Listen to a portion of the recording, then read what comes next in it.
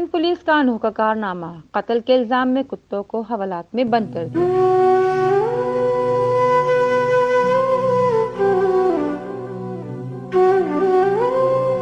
2 दिन कबल watching dog centre पर कत्ल के केस में जवाबदार की गिरफ्तारी के लिए पुलिस ने छापा मारा। जवाबदार ना मिला तो पुलिस ने 2 कुत्तों को गिरफ्तार करके हवालात में बंद कर दिया।